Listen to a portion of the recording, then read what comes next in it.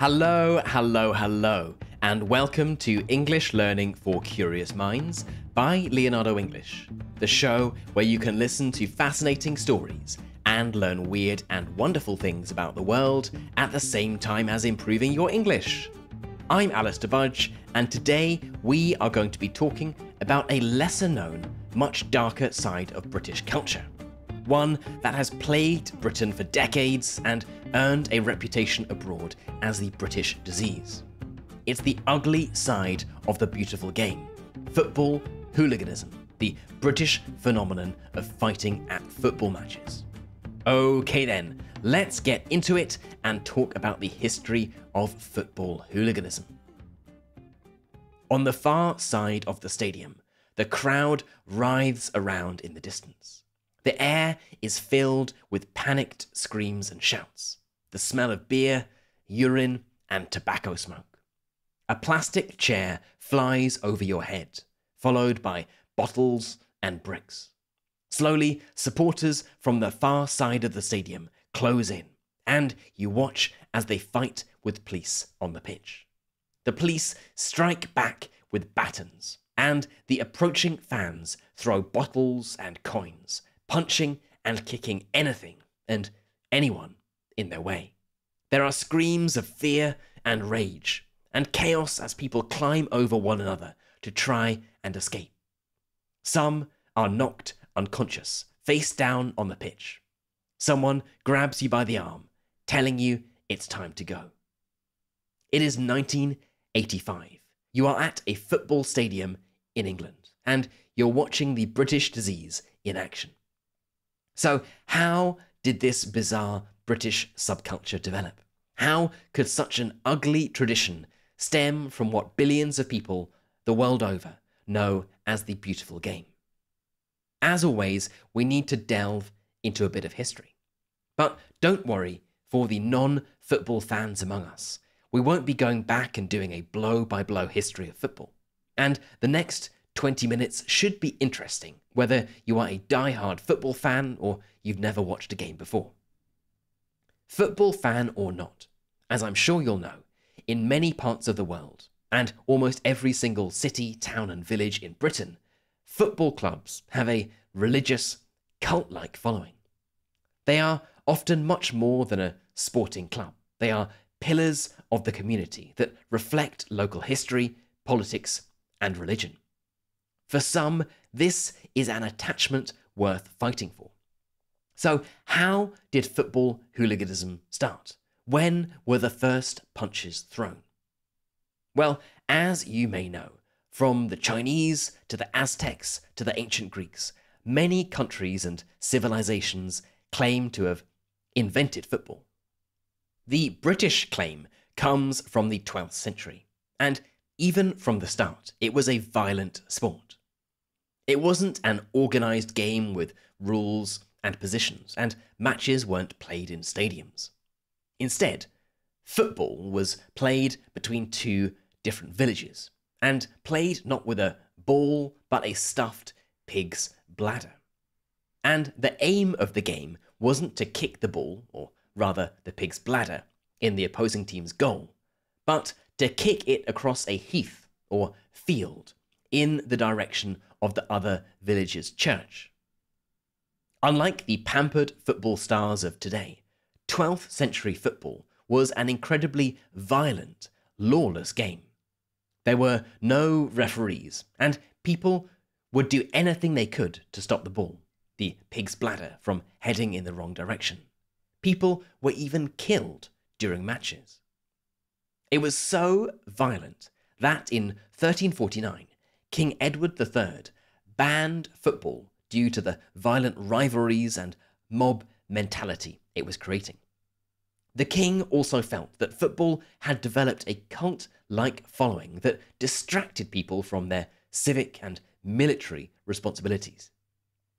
As the sport developed over the next few centuries and rules were added, clubs and leagues formed, and matches started to be played on pitches. But one thing remained a part of the game, both on and off the pitch: violence.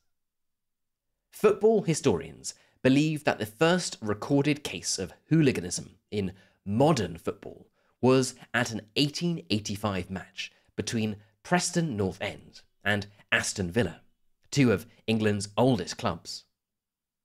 On that day, the supporters, who were described in newspapers at the time as howling roughs, decided to do something known in British dialect as kick off.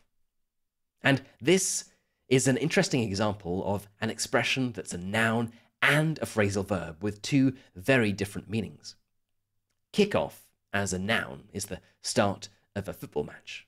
But if you use it as a verb, to kick off, it can mean to kick off a match, to start a match. But it can also mean to erupt in violent behaviour. And it is this type of kicking off that happened in 1885. After Preston North End went 5-0 up against Aston Villa, the fans went mad, attacking the players from both teams, spitting on them, punching and kicking them, and attacking them with sticks and stones. So much so that one of the Preston players was knocked unconscious.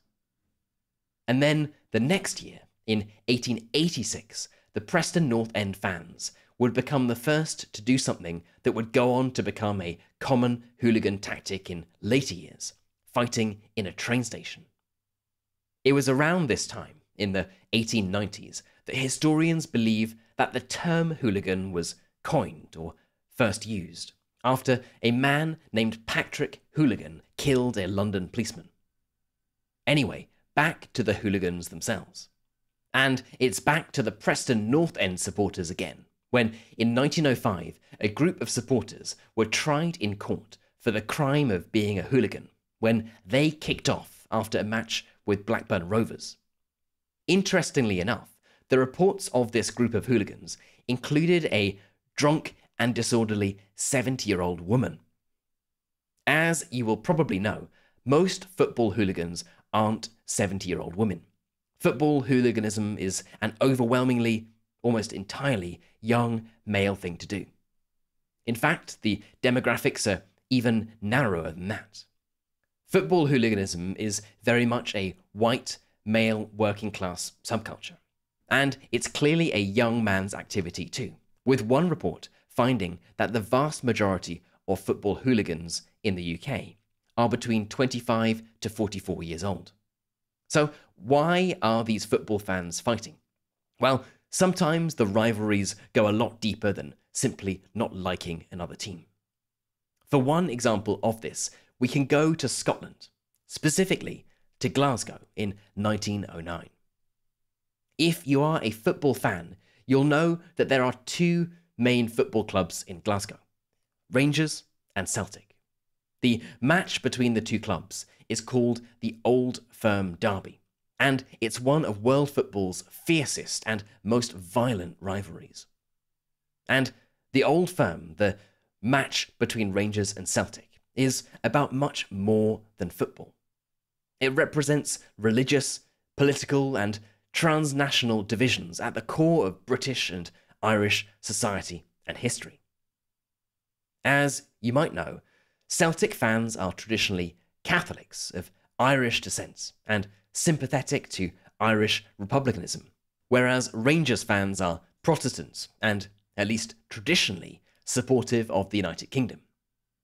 Celtic fans wave Irish flags at matches, sing pro-Irish, Republican and anti-British songs, and the Rangers fans fly British flags and sing provocative anti-Irish and anti-Catholic songs.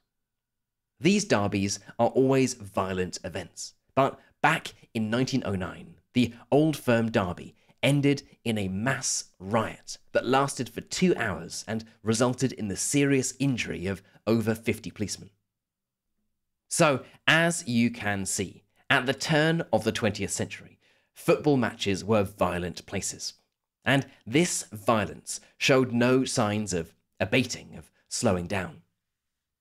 The First and Second World Wars, however, and the years between them, provided a bit of respite, a bit of peace.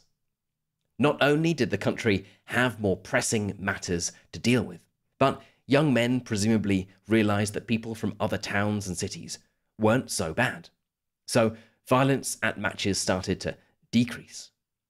But then the Second World War ended, and British society was flooded with former soldiers, many of them unemployed, many of them traumatized with what would today be called post-traumatic stress disorder. And football hooliganism had a bit of a revival. In the 1955 to 1956 season, fans from another of the British game's biggest local rivalries, Liverpool and Everton, were involved in a number of train-wrecking incidents where fans vandalised and destroyed train carriages. In fact, the post-war expansion of Britain's transport networks, both the rebuilding of its railways but also the increasing number of national motorways and cars, allowed football hooligans to travel more easily on away days.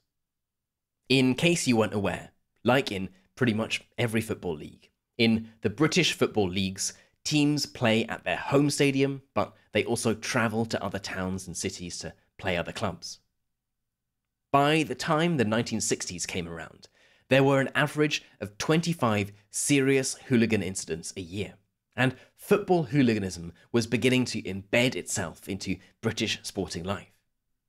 Whereas in the past, football violence had been more sporadic or random, in the 1960s and in the 1970s, football violence became more organised and habitual. It was around this time that hooligans began to organise themselves into gangs known as firms, with hierarchies and members. And unlike in the United States, where the sheer size of the country and its franchise system means it's rare for fans to travel to support their teams, in Britain, this became the norm. Each weekend, thousands of fans would travel the length and breadth of the country on Britain's railways to support, to cheer on their club. For many, they travelled not only to support their club, but to fight. For some, that was the only reason they went. It almost goes without saying, but alcohol and often cocaine played a huge role in fueling football violence. Often on match days, supporters would begin drinking in the early morning as they set off on their long journeys. In fact, special train services, known as football specials, were put on to transport fans across the country. These journeys, known as away days, became a huge part of hooligan culture. And from the 1970s onwards, firms began to give themselves their own names. Some of the most famous football firms emerged at around this time, including the Leeds United Service Crew, Chelsea Headhunters, West Ham's Intercity firm, which was named after the train line they travelled on, as well as the Millwall Bushwhackers and Birmingham City's Zulu Warriors. And when I say these firms were becoming more organised, I don't just mean among themselves. A key part of football hooligan culture is the cooperation between rival firms to set up and organise fights. So, in preparation for an away day, one of the more senior members of the firm, often known as the top boy, will set up the fight with the leader of another team's firm by phone. They arrange a time and place, sometimes at the stadium, but often further afield to avoid the eyes of the police, who by the 1970s were beginning to take the problem of football violence more seriously. And it was around this time that the very British disease began to spread across Europe. Hooligan groups started forming in other European countries. And though there were clear similarities with the hooligans of British football, each club and country developed its own style and identity. Hooliganism became particularly popular in Italy, where its ultra fans were aligned to fascist politics, but also in Germany, Holland, and further afield in places like Turkey and Russia. And not only did the disease of hooliganism cross borders, but the hooligans and firms themselves too, as fans began travelling internationally and crossing borders for European matches. On their European travels in the late 1970s, many British hooligans picked up on continental sportswear and began incorporating it into their own fashion sense, a style that became known as football casual. This served two purposes. Firstly, to show off their expensive designer European brands to their rivals. But it was also camouflage.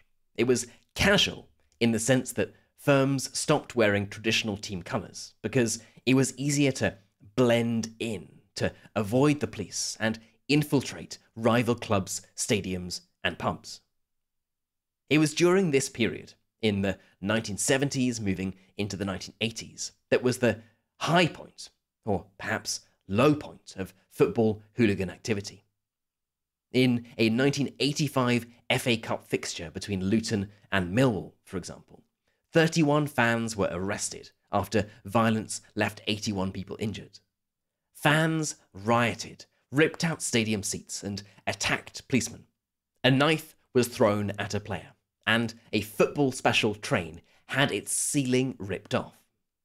After the riots, a British rail spokesman said that it was like a bomb had exploded inside some of the carriages. Unfortunately, during this period, political instability in British society meant that far-right politics began intermingling with football violence. Fascist groups, such as the National Front, began infiltrating and appealing to hooligan firms, and there was a huge amount of racist abuse towards black players. Fascist political literature was sold outside stadiums. Racism at football matches became rampant, and although the number of active National Front members involved in organised football violence is perhaps overstated, it wasn't as large as people said it was, they were certainly a very loud and visible element of football casual culture. The 1980s also saw some of the deadliest episodes of football violence that would have far-reaching consequences on hooligan culture. The Heysel Stadium disaster in Belgium on the 29th of May 1985 was one of them. It happened at the European Cup final between Liverpool and Juventus, and was a tragedy that killed 39 people and left 400 injured. After being attacked at a match in Rome the previous year, Liverpool hooligans saw Heysel as an opportunity for revenge against the Italians, and they managed to break into the Juventus section of the stadium.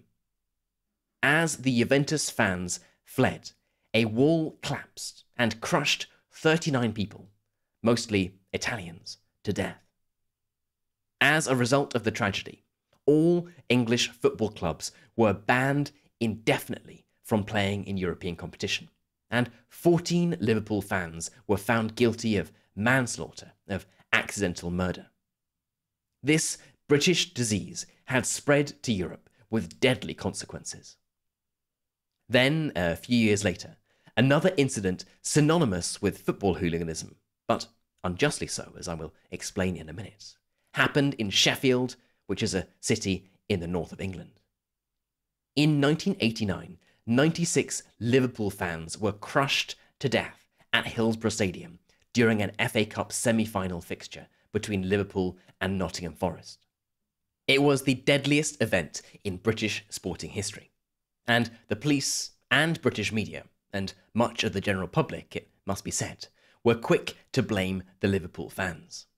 With memories of Heysel still fresh in people's minds, the Liverpool fans were painted as violent hooligans and drunks.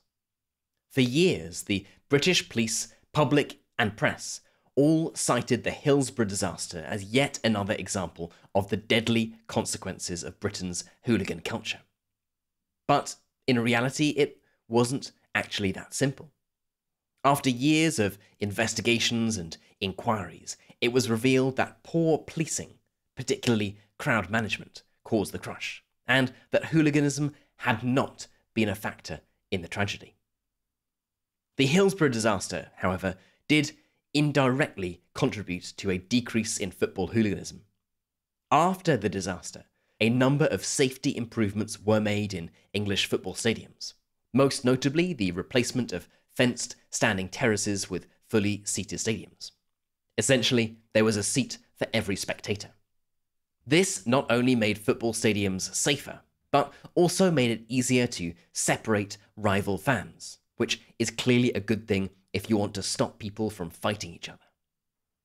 Unsurprisingly, after the disasters at Heysel and Hillsborough, and the growing football violence during the 1980s more widely, there was a crackdown on hooliganism. There was an increased police presence at matches and longer prison sentences given for those convicted of hooliganism. By this point, fewer football clubs and fewer fans were suffering from this British disease, and in the 1990s, violence at football matches started to drop.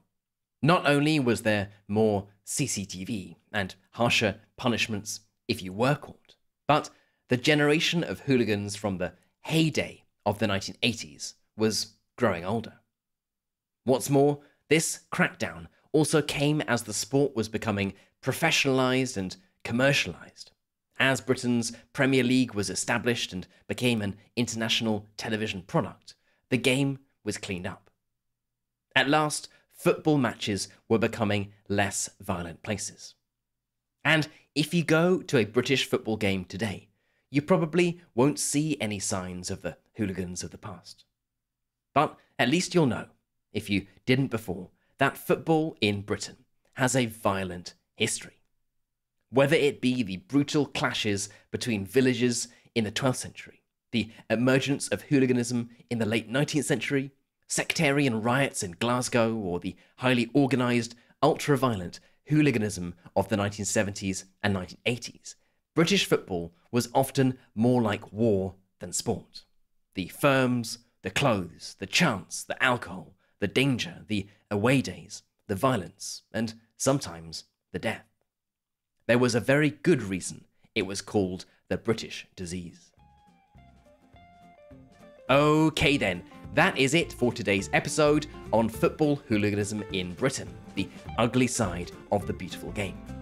I hope it was an interesting one, and whether you knew a lot about football hooliganism before, or this was the first time you'd heard anything about it, well, I hope you learned something new. As always, I would love to know what you thought about this episode. Did you know much about British football hooliganism before today? Are there football hooligans in your country? Is going to a football match considered a safe or dangerous thing in your city? I would love to know, so let's get this discussion started. You can head right into our community forum, which is at community.leonardoenglish.com, and get chatting away to other curious minds. You've been listening to English Learning for Curious Minds by Leonardo English. I'm Alistair Budge, you stay safe, and I'll catch you in the next episode.